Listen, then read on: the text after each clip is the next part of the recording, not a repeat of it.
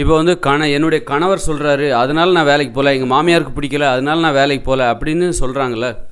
இது மாதிரி தான் வந்து ஒரு பெண் அந்த மாதிரி கணவர் சொன்னார் அப்படின்னு சொல்லிட்டு மேற்கொண்டு படிக்கலை, கணவர் சொல்கிறாருன்னு சொல்லிட்டு வேலைக்கும் போகல. கடைசியில் என்ன ஆயிடுச்சுன்னா, இந்த கணவர் வந்து வேற ஒரு பொண்ணோட காதலிச்சு அவளை கல்யாணம் பண்ணிக்க போகிறதா சொல்லிவிட்டு கடைசியில் இந்த பெண்ணை வந்து விவாகரத்து பண்ணுறதா முடிவாயிடுச்சு. கிட்டத்தட்ட ஒரு 10 வருஷமாக குடும்பம் நடத்திட்டு இந்த பெண்ணு வந்து கணவர் சொல்கிறாரு, அவருடைய இதுக்கு நம்ம கட்டுப்படணுமே, வேலைக்கு போகக்கூடாதுன்னு சொல்கிறாரு அப்படின்னு சொல்லிட்டு இந்த பெண்ணை என்ன பண்ணிட்டாங்க, வேலைக்கு போகாமல் வீட்டிலே இருந்தாங்க. கடைசியில் பார்த்தா அந்த அவருடைய கணவர் இப்போ வந்து விவாகரத்துக்கு விண்ணப்பித்து வேற ஒரு பொண்ணை திருமணம் பண்ணிக்கிட்டார். இப்போ பார்த்தீங்கன்னா அந்த பொண்ணு வந்து வேறு வழி இல்லாமல் வேலைக்கு போகிறாங்க. அப்போது திருமண உறவுங்கிறது ஒன்று அந்த உறவுக்கு வந்து நிலையான உறவு கிடையாது. அது எப்போ வேணாலும் என்ன வேணாலும் நடக்கலாம். நீ வேலைக்கு போகக்கூடாதுன்னு சொல்கிற அந்த கணவனே இறந்து போகலாம், ஏதாவது ஒரு விபத்தில் இறந்து போகலாம், நோயில் இறந்து போகலாம். அப்போ அந்த மாமனார் கூட இறந்து போகலாம். நீ வேலைக்கு போகக்கூடாதுன்னு சொன்னால் அந்த மாமனார் கூட இறந்து போகலாம், வயசாக இறந்து போகலாம். அப்போ கணவன் கூட விட்டுட்டு வேற ஒரு பொண்ணு கூட போகலாம். அப்படி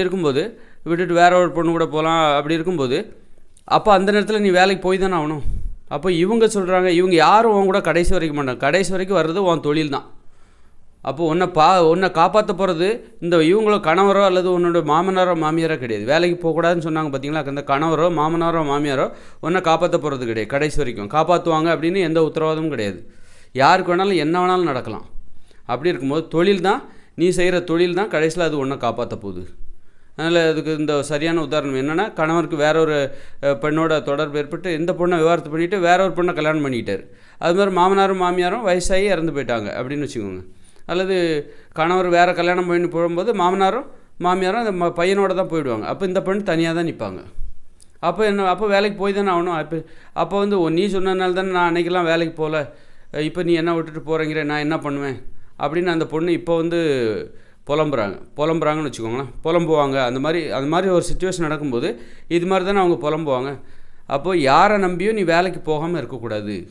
நீ ஒன்றை தான் நம்பணும், மற்றவங்கள நம்பாத. மற்றவங்களுக்காக நீ வேலைக்கு போகாமல் இருக்கக்கூடாது, நீ ஒன்றை தான் நம்பணும். அப்படிங்கிறது தான் இந்த விஷயத்தில் நான் சொல்ல வருது.